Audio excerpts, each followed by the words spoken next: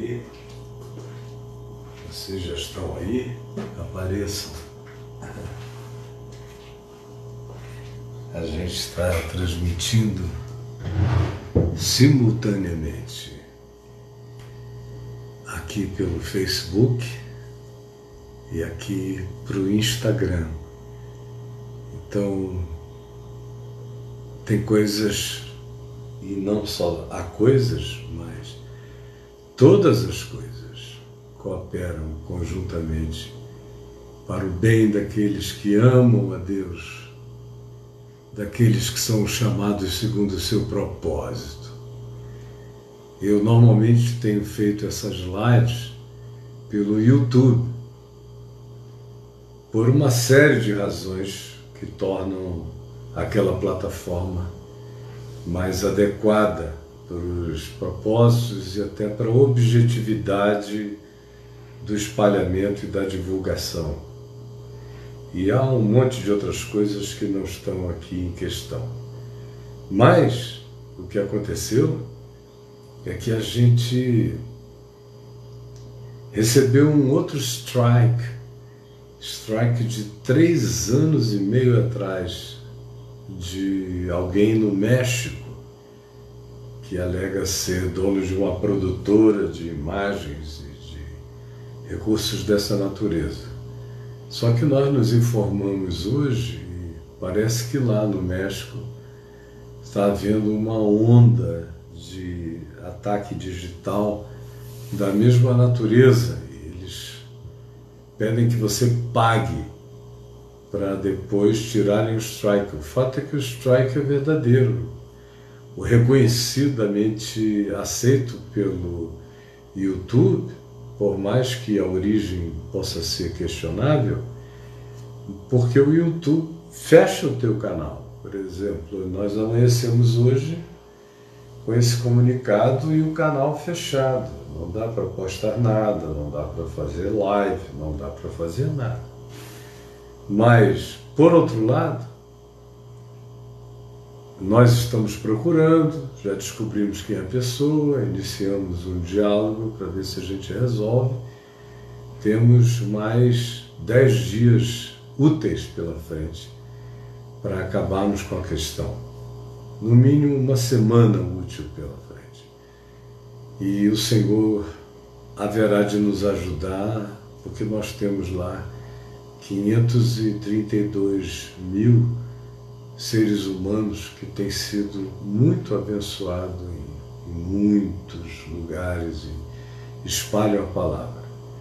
Mas eu que estava fazendo lá e ao mesmo tempo desejoso de fazer aqui também, acabou que a circunstância de hoje de manhã me fez estar aqui agora, já antecipando esse dia, transmitindo pelo Instagram, transmitindo pelo Facebook, e vai chegar a hora em que transmitiremos também pelo YouTube, pelo portal caifab.net simultaneamente. E em relação ao portal, assim que essa quarentena acabe, antes disso não é possível fazer simultaneamente para o portal, porque demandaria presença de pessoas aqui conosco, e nós estamos numa quarentena total e completa.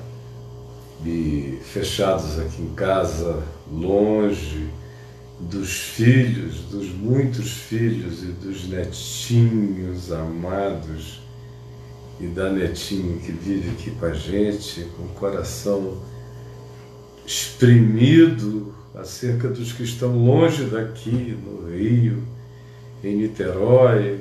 São saudades que agora estão presentes em todas as direções, porque os que vivem aqui a gente não pode ver, embora estejam próximos, e os que vivem distantes a gente não pode ver.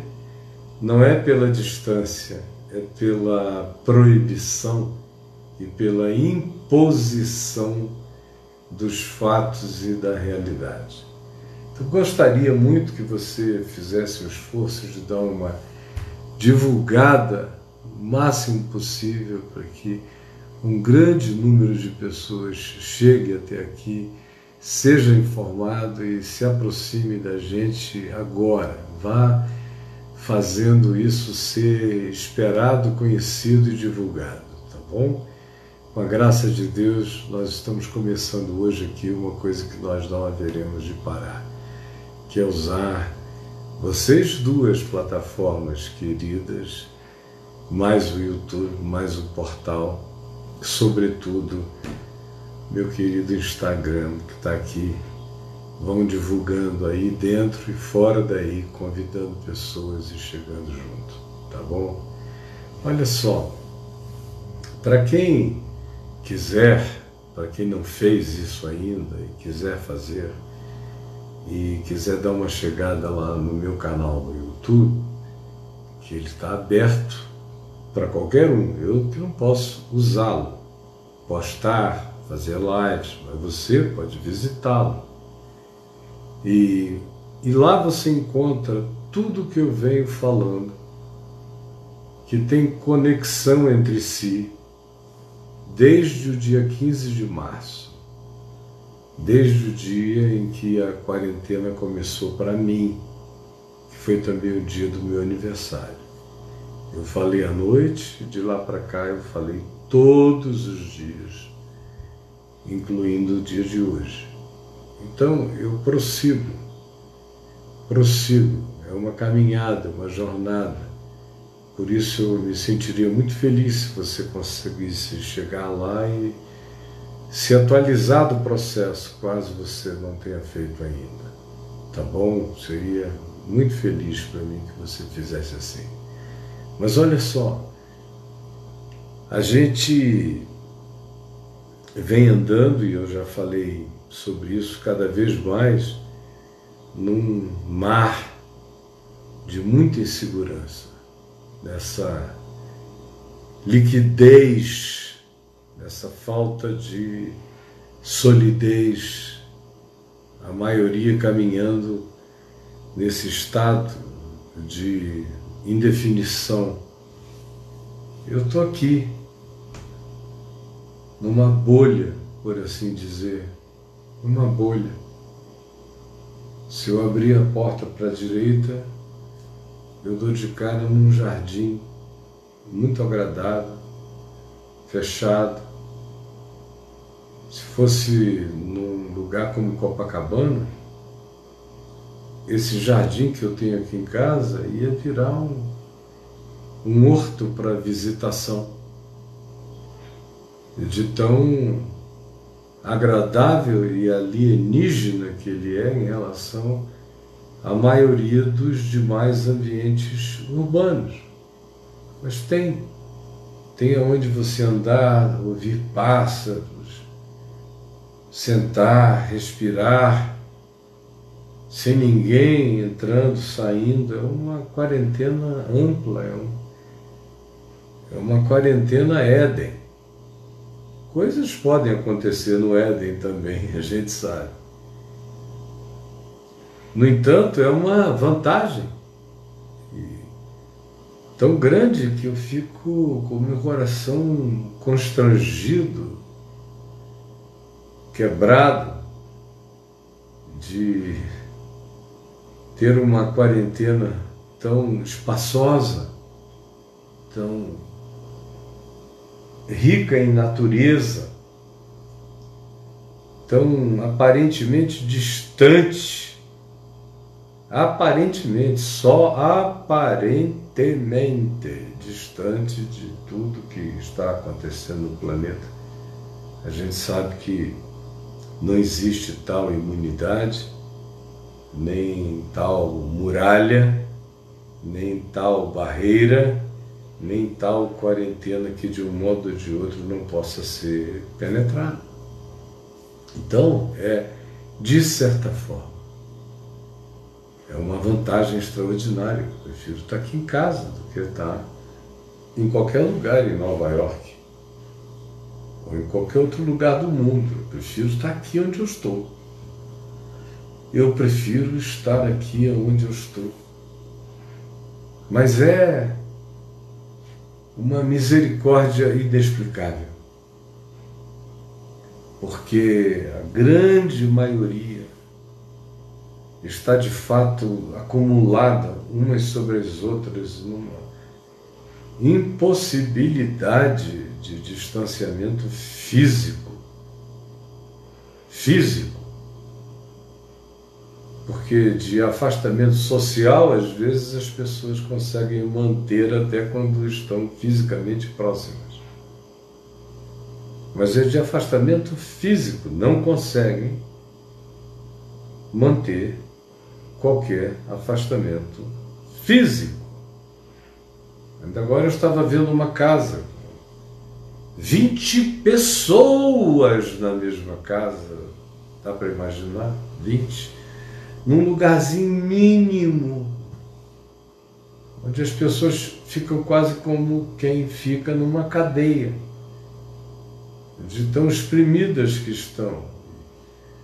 Dormem umas sobre as outras, que é afastamento físico.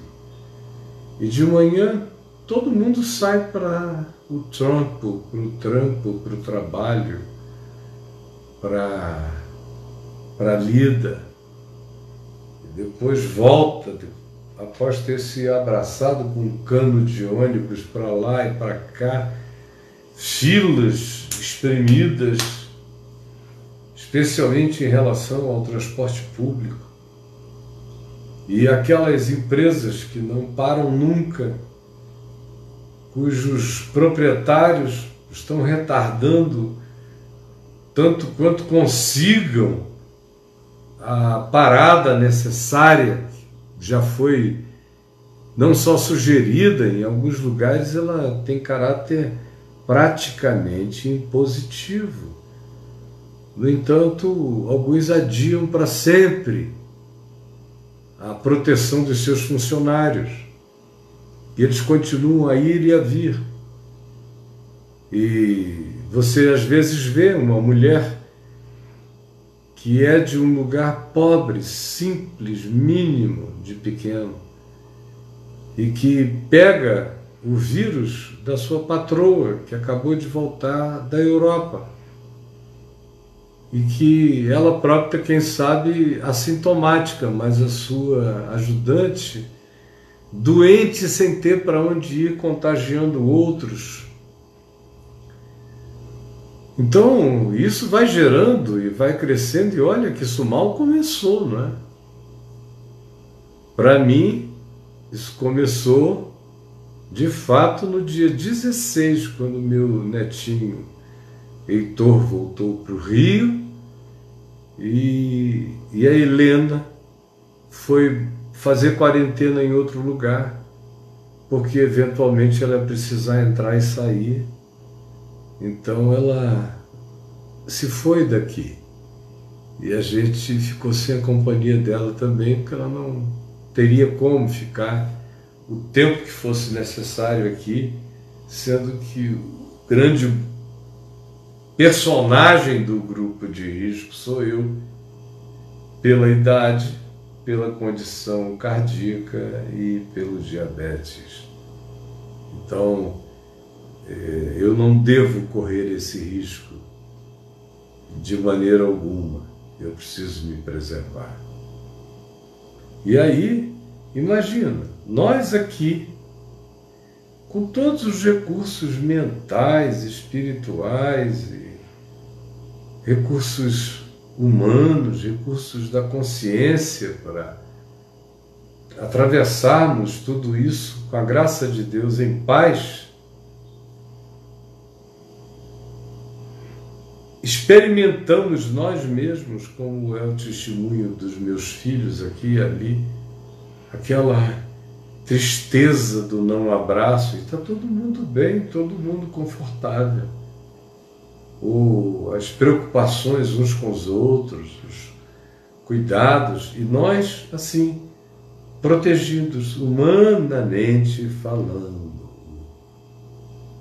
Imagina essa quantidade enorme de pessoas que já tomou consciência do perigo, mas não tem como não sair de casa para trabalhar e transitar no meio de tudo que está aí fora com a impressão de que pode se contagiar. Você já imaginou o que é isso?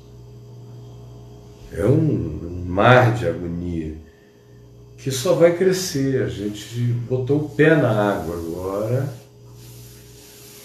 a gente já experimentou algumas ondas, está dando para pular, elas estão passando por aqui, mas daqui a pouco elas vão ficar enormes. E a gente perdeu muito tempo, sabe aquela onda grande na praia? Moçada acostumada com o mar, sabe?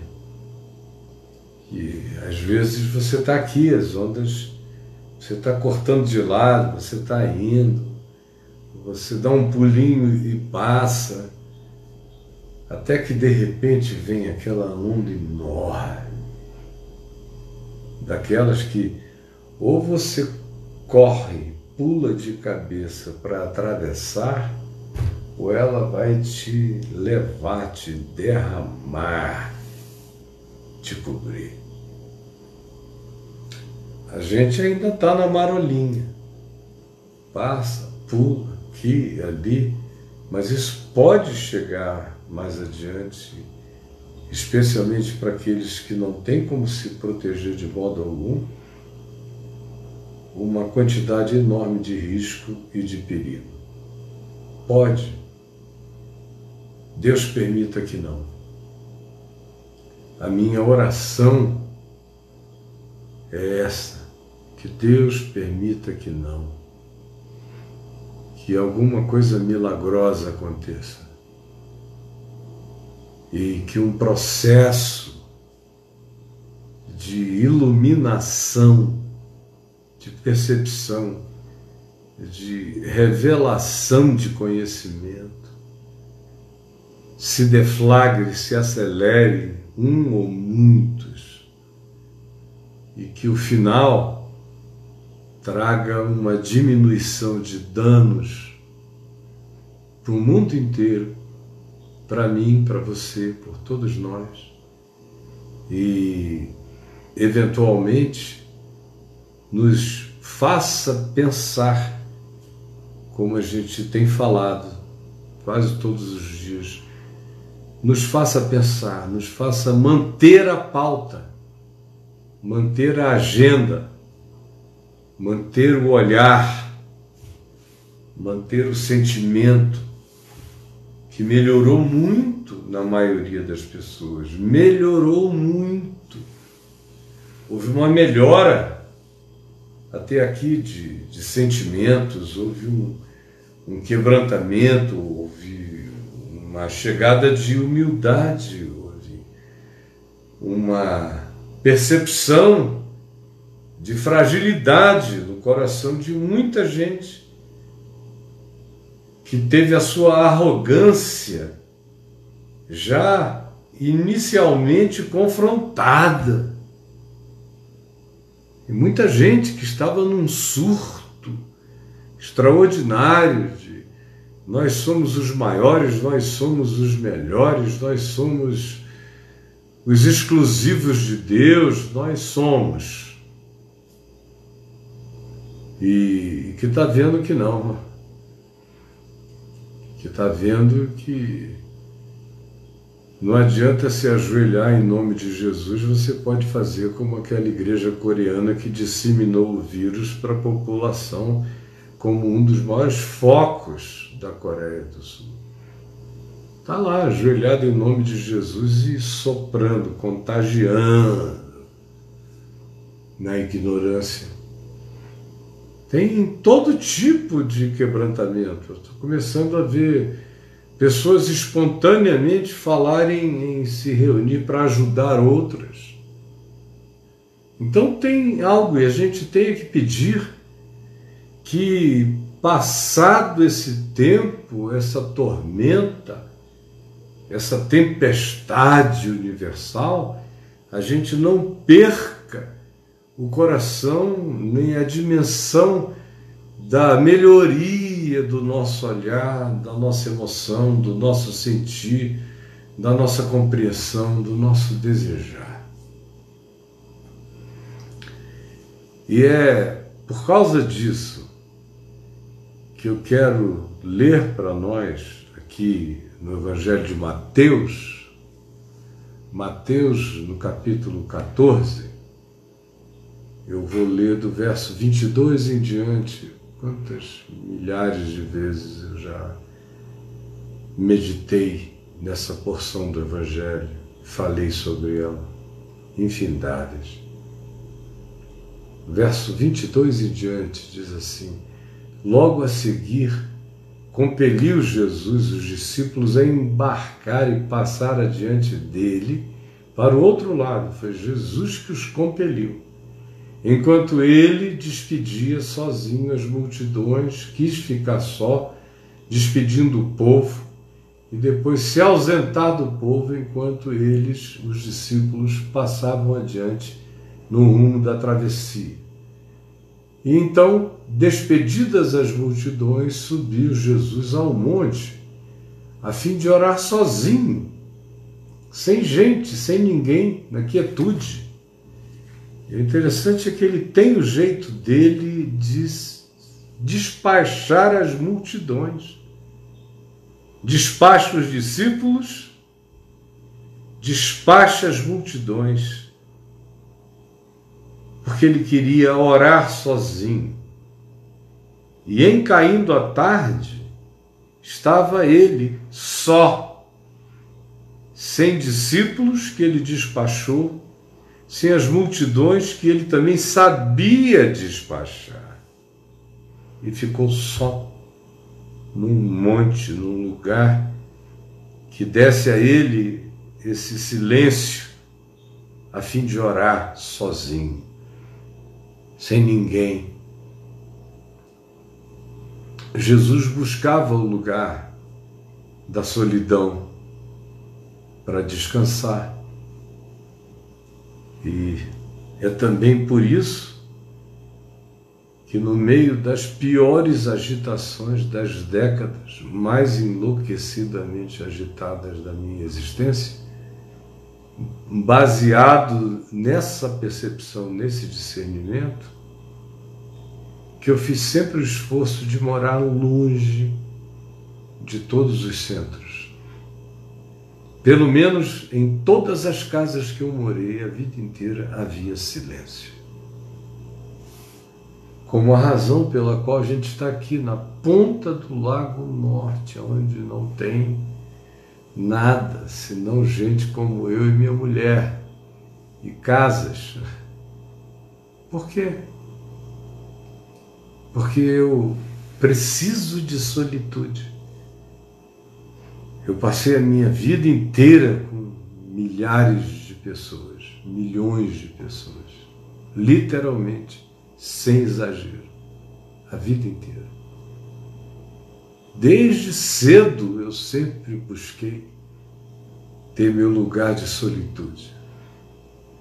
Por incrível que pareça, eu que vivia em quarentena dentro de aviões para um lado e para o outro do país e do mundo durante muitos anos, infindáveis anos, fazia até da solidão e do silêncio da viagem de avião um recolhimento, sem precisar falar com ninguém 17 horas, 20 horas dentro de um avião, quieto, escondido, buscando silêncio.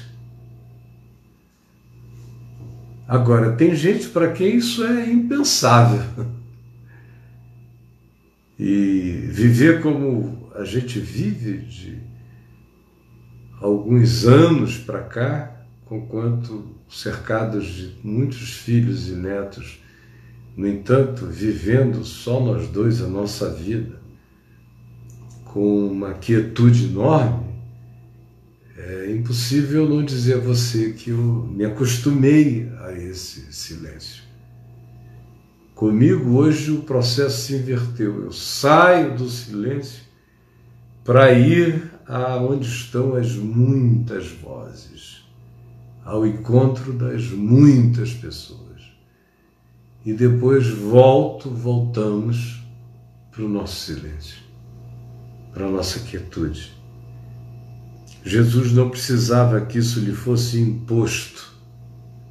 Ele mesmo criava as circunstâncias, despedia discípulos e as multidões para ficar só. É fundamental que a gente aprenda a ficar só. Fundamental. Porque quem não sabe ficar só tem uma desvantagem terrível na vida. É horrível também a existência daquele que não sabe viver a não ser sozinho, tão fechada e enclausuradamente assim, que não pode admitir a presença do diferente, que isso lhe traz uma fobia de sufocamento relacional. Todos os extremos são maus, mas cada um de nós tem que aprender a lidar em grupo social tanto quanto tem que ter igualmente prazer em aprender a solitude, em aprender a quietude, em aprender esse estado de escolha pelo silêncio e por si mesmo. Lá estava ele só. Entretanto, o barco já estava longe, a muitos estádios ou alguns quilômetros de distância. Ali no Mar da Galileia, a distância mediana de um barco em relação a um outro extremo é em torno de 7, 8 quilômetros, distância média. Mas provavelmente estivesse aqui já uns 3,5 quilômetros de distância. Um barco pequeno para 13, 14 pessoas no máximo. A vela, antigo, conforme os modelos que hoje se tem, que exemplificam completamente como era esse tipo de barco aqui. Eles já estavam há muito distantes, açoitados pelas ondas, porque o vento era contrário. E o interessante é que Jesus está só e não se sente desacompanhado, mas os discípulos estão acompanhados, mas sem Jesus eles se sentem profundamente sós. É a nossa condição. Jesus não está só. Tem muita gente que acha que a gente canta, vai aos cultos, faz oração para quebrar o tédio da solidão de Deus num mundo onde ninguém pensa nele, ninguém o invoca, ninguém se interessa por ele, e nós somos os melhores da humanidade porque a gente vai para um lugar, levanta as mãos, ou se ajoelha, ou canta e faz ritos físicos para ele, diferentemente dos demais que estão fazendo tudo, menos qualquer coisa que diga a ele que ele não está esquecido, que nós o admiramos, que a gente vem para elogiá-lo sempre e que ele não se esqueça dos nossos elogios, porque nós nunca o deixaremos sozinho. Como também tem gente que pensa de verdade que lá no fundo, Deus criou todas as coisas por um problema de solidão. Deus criou tudo porque ele não aguentava mais. Para onde é que Deus se voltaria? Aí então Deus criou para ter companhia. Se a companhia não deu certo, então Deus que tem a paciência eterna, porque essa foi a ideia dele, ele criou. Então ele que tem a qualidade de Deus, um Deus socialmente interativo, Pai, Filho, Espírito Santo, por isso ele é o Elohim, que é um plural de majestade. Então mesmo esses acham que 3 era pouco e que o mundo é que era demais. Que pensa assim, que cultuar a Deus é salvar a Deus da sua solidão e que o próprio ato de Deus criar foi Deus se salvando da sua solidão, de ser esse existente absoluto sem referência relativa que o distraísse. Então, humanoide é o Deus da maioria dos seres humanos e até de algumas teologias. Jesus não precisa de ninguém, ele pode estar só.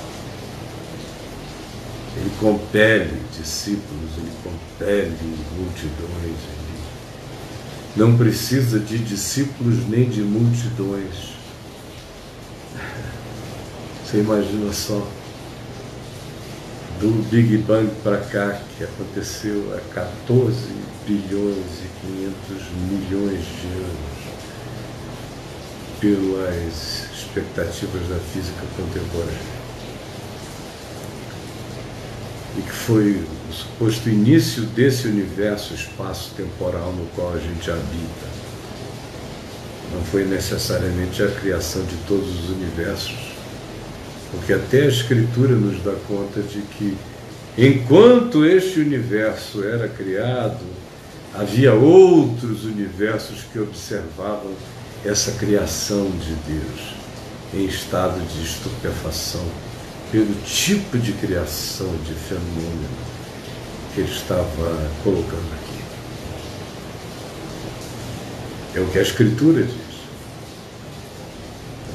Mas você só supõe. Esse universo espaço-temporal existe há 14 bilhões e 500 milhões de anos, o que não é nada. Se há Deus, se Deus é Deus, como Deus é, o que é que são 14 bilhões e 500 milhões de anos? Para aquele que é. Ou você acha que, porque ele criou o espaço-tempo, ele passou a ter uma medida? Ele não passou a ter medida nenhuma, ele não existe para ser medido. Ele é, sem precisar existir, conforme aquilo que a gente define como existência. 14 bilhões e 500 milhões de anos é nada. O dinossauro era guri.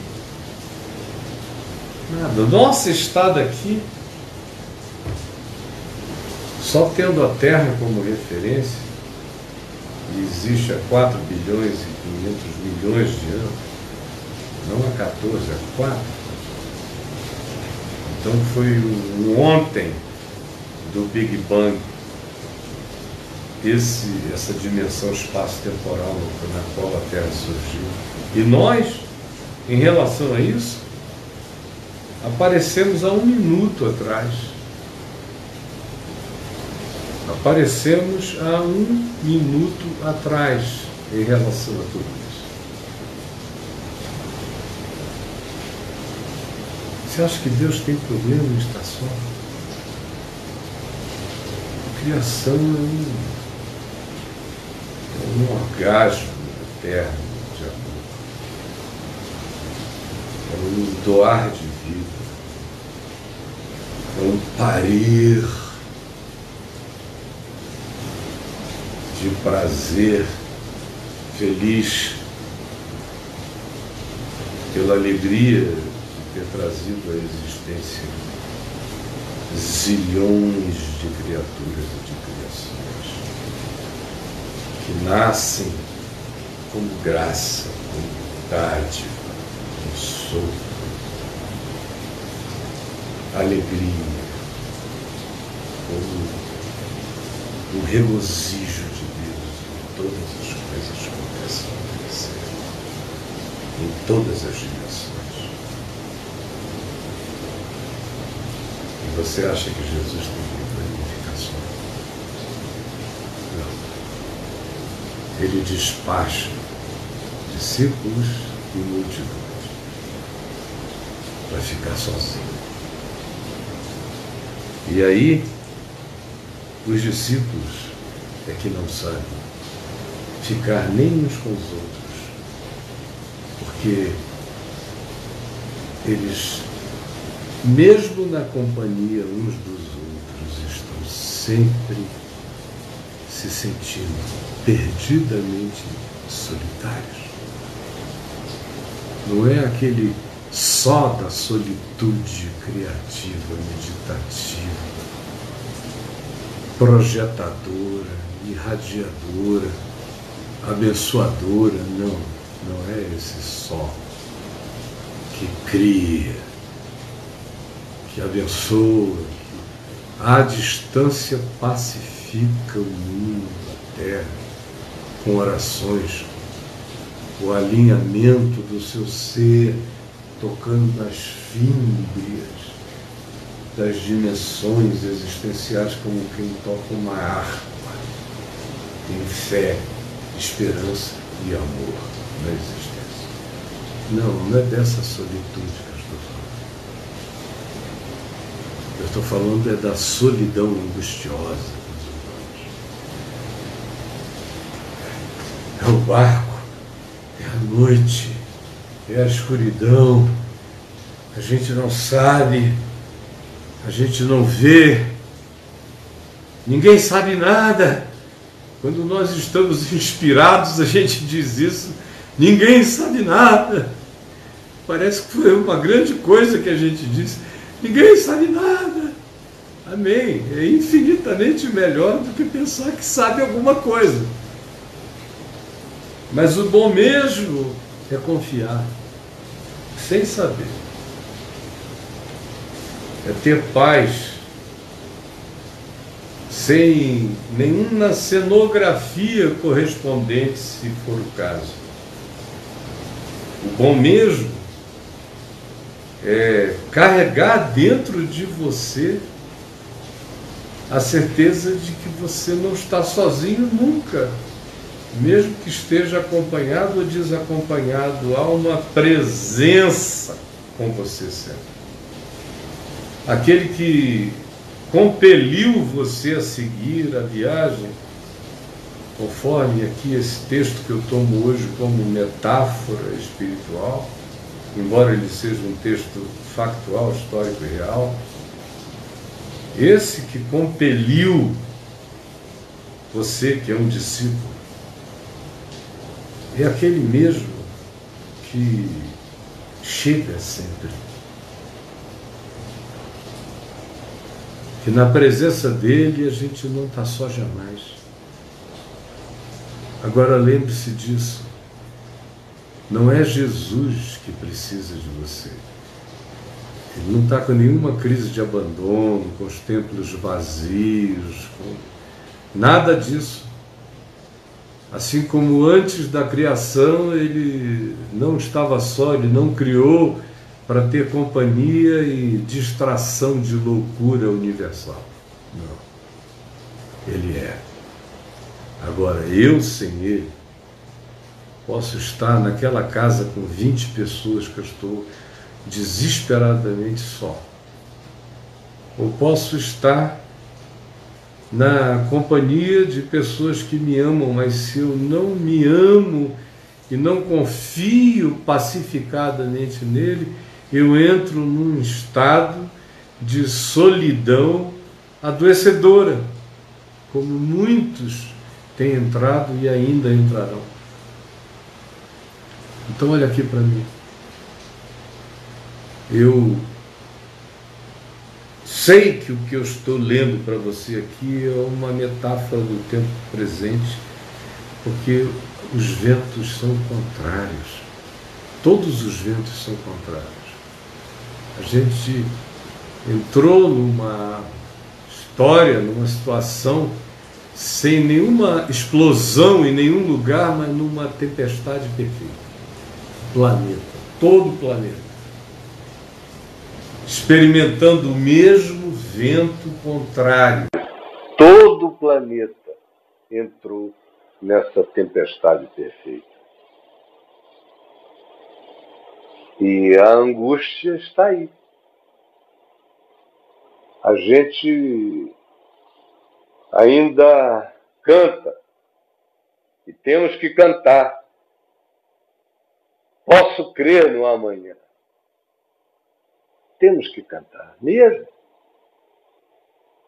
Mas as coisas hoje, por exemplo, a gente teve uma medida provisória decretada praticamente na madrugada, e o país, especialmente a classe dos trabalhadores mais pobres, entrou num pânico terrível, porque os empresários iriam ficar muito felizes, porque ficariam dispensados de pagar salários por 4 meses. Agora, o mesmo empresário morando na casa do seu empregado iria saber que aquilo ali era um decreto de miséria para o indivíduo, para qualquer pessoa. Eu não conheço ninguém, eu não posso ficar 4 meses sem receber o que eu recebo todo mês. Eu posso, eventualmente, nem ter algumas das despesas que em tempos normais eu tenho, porque está tudo parado, mas algumas, para eu ter essa luz acesa aqui, ou eu pago ou eu danço. Para manter a minha higiene, eu tenho água, já era, tanto faz estar aqui ou em qualquer outro lugar. Tem que ter comida, tem que ter nutrientes mínimos para manter a saúde. Tem enfermidades que chegam para as quais a gente precisa de remédios. Eu, por exemplo, preciso de remédios para o meu coração, que são vários, que me fizeram um bem divino até o dia de hoje. O meu prazo de vida já foi vencido, eu bati, estou aqui, não estou me sentindo mal, estou me sentindo forte, bem. Os meus exames são bons, mas eu tomo remédios de manhã e tomo à noite para irrigarem meu coração. Eu não posso parar de tomá-los. Nem os remédios do diabetes, que não são muitos. Pílula grande, grossa, 2 durante o dia, mas eu preciso tomar todo dia. Sua mãe, seu pai, sua avó precisam. E aí não interessa quanto é que você ganha. Nós também somos nivelados da medicação que a gente precisa. Alguns, em algumas doenças, podem até ter o recurso para alçarem voos e buscarem medicações muito superiores, como no caso de antibióticos, por exemplo. Mas quando se trata de cardiologia e diabetes, as medicações são basicamente as mesmas para todos os humanos. A gente precisa, é como comida. Senão a consequência vem. E você sabe que vem. Os ventos são contrários, minha gente, e não começaram a soprar. Ainda está diante de nós a 4ª vigília da noite. Ainda está diante de nós a travessia para além de meia-noite. Ainda está adiante de nós. Essa noite totalmente escura não chegou ainda. Você está me compreendendo?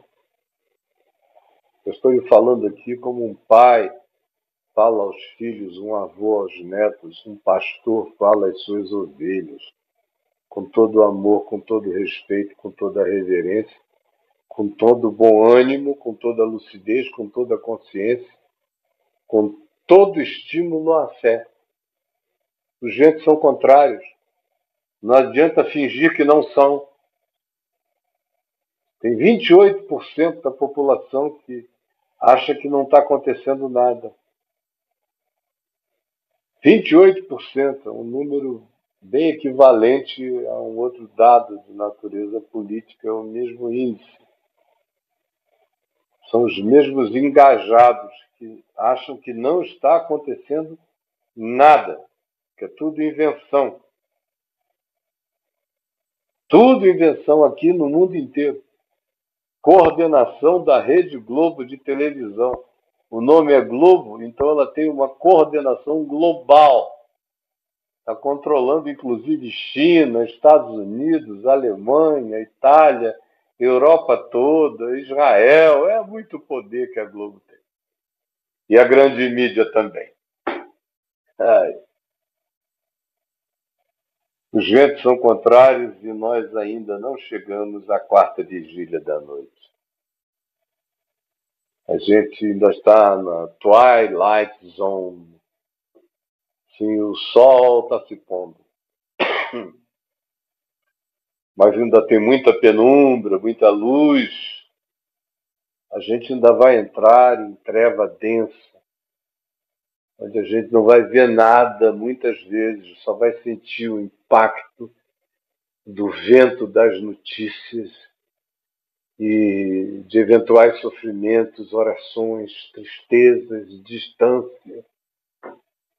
Quanta gente vai entrar na agonia da solidão, no mar líquido da solidão, literalmente, cumprindo a metáfora dessa história real do Evangelho. Quarta vigília da noite ainda não chegou. Mas aqui se diz que na quarta vigília da noite Jesus foi ter com eles. Na quarta vigília da noite Jesus foi ter com eles, andando por sobre o mar. E aqui é que está a minha oração hoje. É que ele venha na vigília da noite que ele escolheu vir, andando por sobre o mar dessas agonias humanas, e que de uma maneira inexplicavelmente inesperada, coisas comecem a mudar, a mudar, a mudar e a mudar.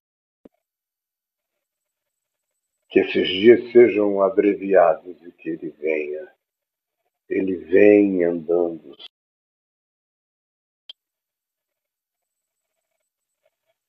E os discípulos, ao verem-no, andando sobre o mar, ficaram aterrados, aturdidos, e não compreenderam nada.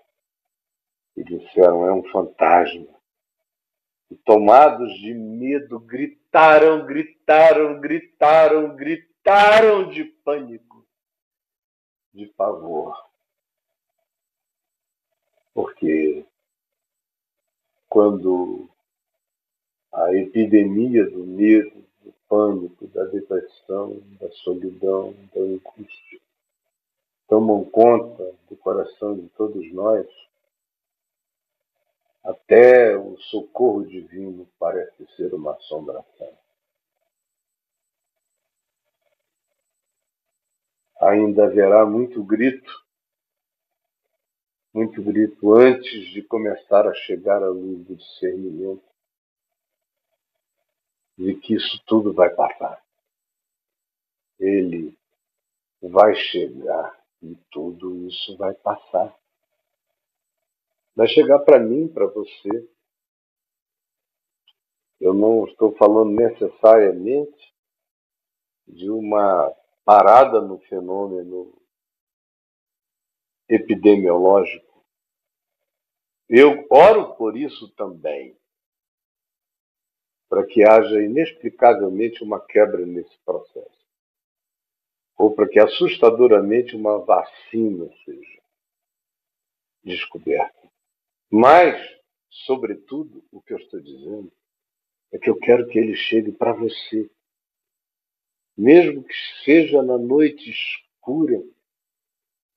Essa epidemia está sendo boa para tantas coisas, como a gente tem falado com tanta regularidade. Tem suscitado o que estava morto na gente para o bem. E a minha esperança é que suscite fé. Suscite fé, mesmo que seja no meio do grito de angústia. Milhões de pessoas encontrem o significado da realidade, da presença consoladora, confortadora de Jesus chegando no meio da tempestade perfeita. E os discípulos, ao verem-no andando sobre as águas, ficaram aterrados e exclamaram: é um fantasma. E tomados de medo, gritaram. Mas Jesus imediatamente lhes falou: tende bom ânimo, tende bom ânimo, tende bom ânimo. Jesus imediatamente lhes falou: tende bom ânimo, tende boa cabeça, tende bom ânimo, tende bom espírito, tende esperança, tende a alegria de saber que em todas as coisas nós somos mais do que vencedores por meio daquele que nos amou mesmo. Que nós estamos enfrentando um tempo no qual nós estamos aprendendo a fé, amadurecendo. Esse tempo surgiu para mim não para me piorar. Eu me nego a passar, querendo Deus que eu passe por essa situação para chegar do lado de lá pior. Zangado, mal-humorado, enervado, neurastênico, amargurado, infeliz, cheios de perguntas antigas. Onde estavas, ó Deus? Por que, Deus? Por que meu pai? Por que minha casa? Por que meus filhos? Por que meus netos? Por que eu? Por que meus amigos? Eu me nego a atravessar isso, se eu tiver que atravessar, para repetir as perguntas de sempre. Eu me nego. Eu não escrevi aquele livro, O Enigma da Graça, para os outros, sobre a vida de Jó. Eu escrevi para mim também. Logo depois de tê-lo publicado, meu filho Lucas morreu e um monte de outras coisas vieram. Então, tudo que eu creio para mim. Tudo que eu digo porque eu creio, de todo o coração. Senão, Deus me livre de vir aqui fazer esse papelão. Eu criei, por isso é que falei. Nós cremos, por isso é que falamos. Tem de bom ânimo. Sou eu. Essa é a coisa mais poderosa. Tem de bom ânimo. Aí tem muita gente dizendo tem de bom ânimo.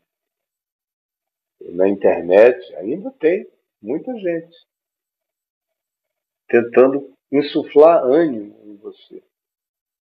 Eu não estou aqui para dizer tenha bom ânimo por causa de qualquer coisa relacionada a mim, pessoalmente. Eu não. Eu estou aqui para dizer tem de bom ânimo porque tem alguém aqui comigo dizendo sou eu. Sou eu. É ele. É ele que está falando. Tem de bom ânimo.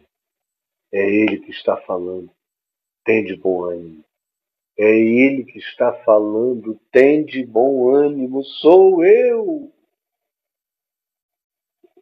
O eu sou diz sou eu. Esse em quem todas as coisas são diz sou eu. Tenha bom ânimo, não tenha medo. Não tenha medo. Não tenha medo. Não é como negação. Tem gente que diz que não tem medo porque está em estado de negação. Não, é admitindo a realidade, sabendo tudo que está acontecendo, não em processos de evasão e de negação, mas de lucidez e de consciência, em fé, admitindo tudo e levantando o ânimo. Tende sistema imunológico. O bom ânimo levanta todos os sistemas. A boa ânima, o bom espírito, o bom desejo, a boa vontade, a boa resignação, a boa calma.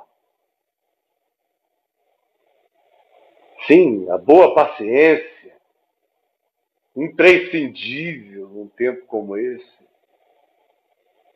Paciência num tempo como o nosso é bom ânimo. E não só o bom ânimo, mas o bom ânimo do bom humor, da graça com a qual a gente possa enfrentar isso, arrancando de nós o melhor. Porque os ventos são contrários. E porque ninguém discerne nada. Todavia, tem alguém dizendo: não tema, sou eu. Eu estou com você nessa travessia. Tenha bom ânimo, bom espírito, boa esperança, boa fé, boa atitude, boa confiança. Seja criativo, imaginativo, propositivo. Não jogue fora nenhuma boa ideia em seu favor e em favor do próximo. Seja um distribuidor de boas ideias nesse tempo que melhorem essas ideias a economia, o fazer a vida de cada um melhor. Bom ânimo produz essa inteligência propositiva. E se você sabe que você está com ele e ele está com você, não tema nada. A gente vai atravessar.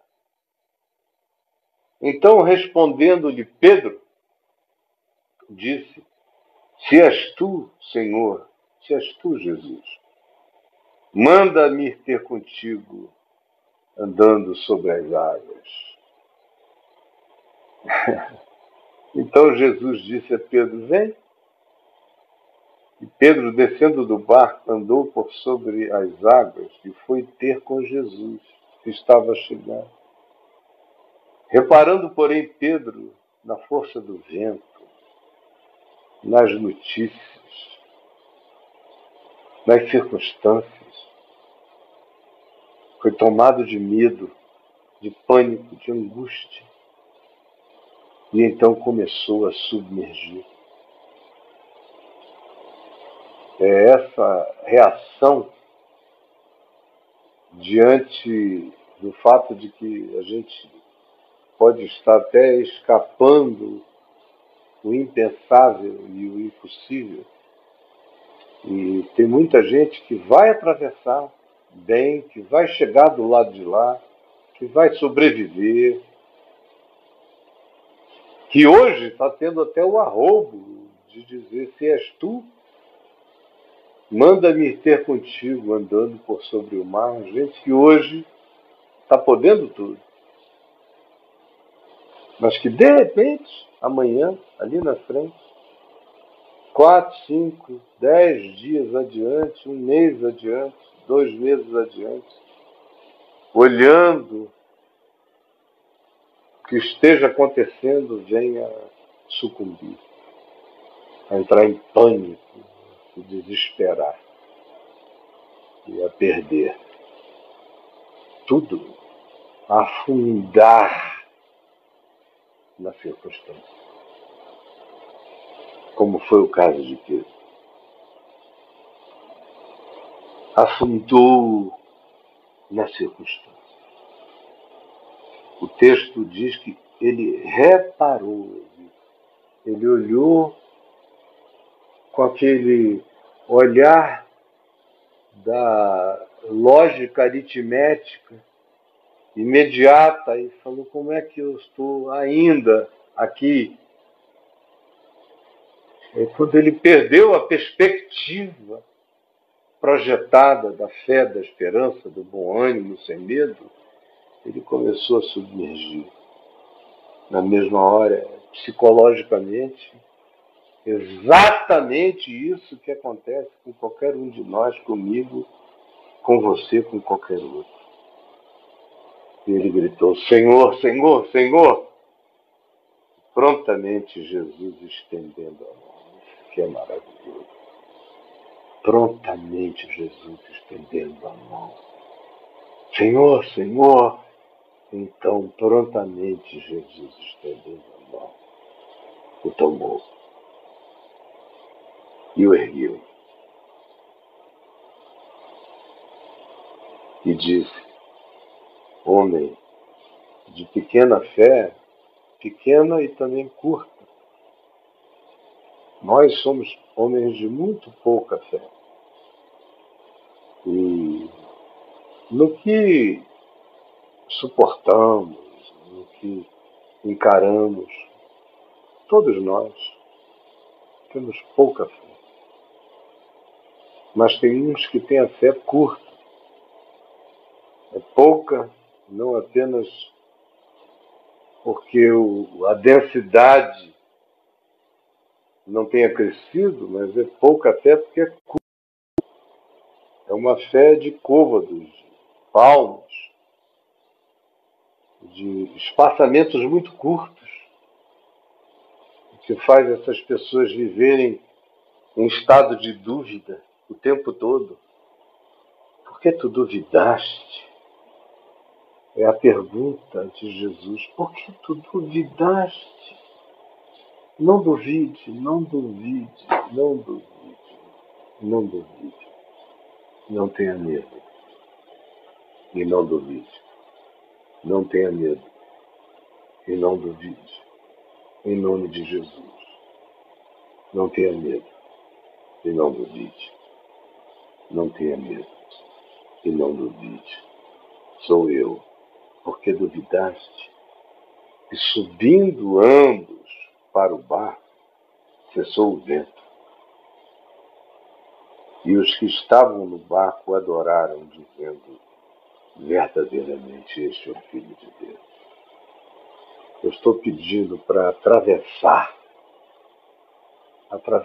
esse processo todo, sem duvidar,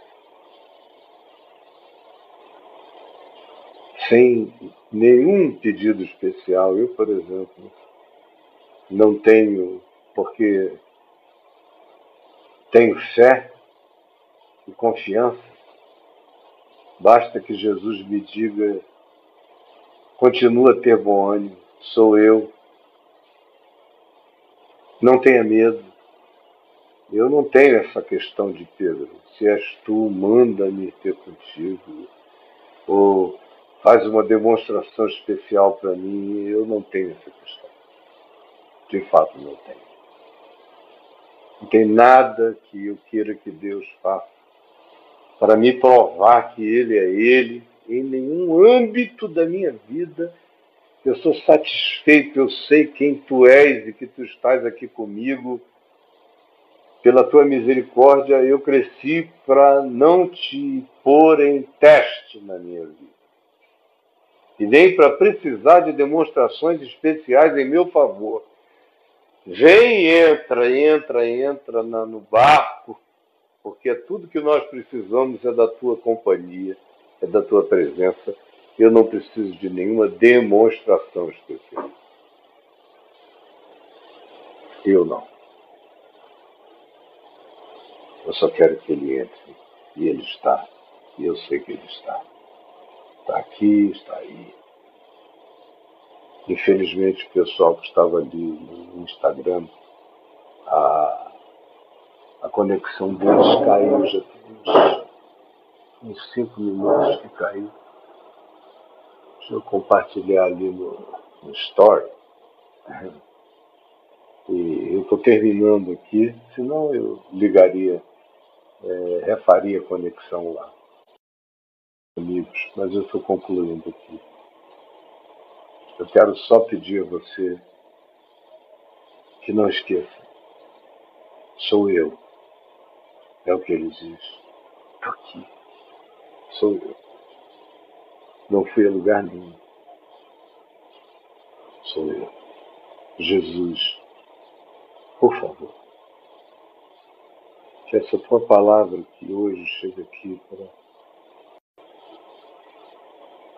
de poder, de certeza do teu amor, não importando os ventos contrários, nem a escuridão, nem a falta de perspectiva.